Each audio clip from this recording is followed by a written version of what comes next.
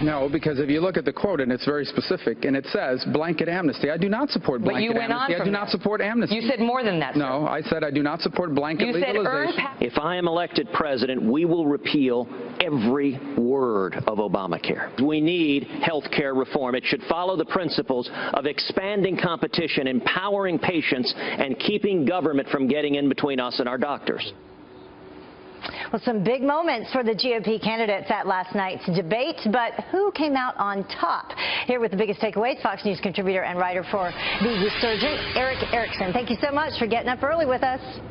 Sure, glad to. What was your biggest takeaway from last night?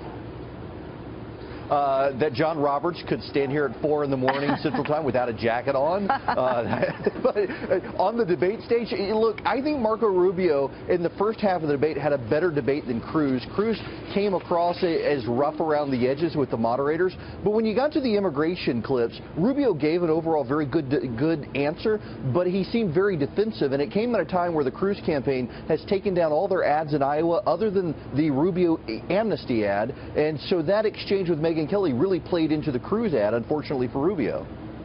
So without Donald Trump, who did that benefit the most? Oh, I think to some degree Jeb Bush, who had his best debate performance this campaign season. He wasn't having to throw punches with Donald Trump. Rand Paul as well got a lot more airtime and didn't have to defend himself from Trump. No one looked like they were waiting for a bomb to go off on stage last night. All right, so moving on to our next topic. Another hot one seemed to be racial profiling. Is it okay if it keeps the American people safe? Listen to this.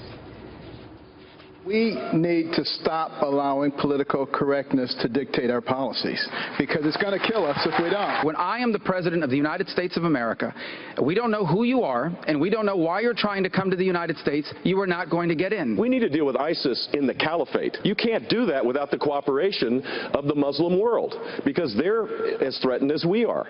And so I think it's important for us to be careful about the language we use, which is why I've been critical of Donald Trump, disparaging women, disparaging Hispanics. That's not a sign of strength. Making fun of disabled people. So Jeb Bush, a little different than the rest of the candidates on that. What was your take on it? Right.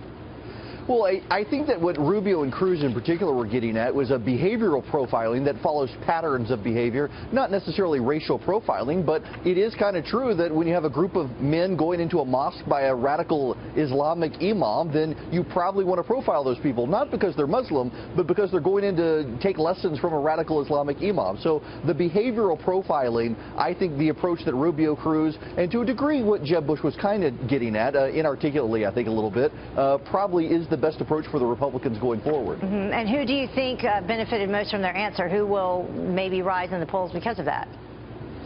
I think Rubio probably does well with that answer. Remember, Rubio is looking towards South Carolina, looking at getting a surge out of Iowa, maybe even not getting into the fray in New Hampshire, going straight to South Carolina. A lot of his military strong on ISIS answers, he's looking to the next race. He's not looking to this one. All right, Erick Erickson, thank you so much. We appreciate it. I like your jacket, by the way. Thanks very much. Thanks.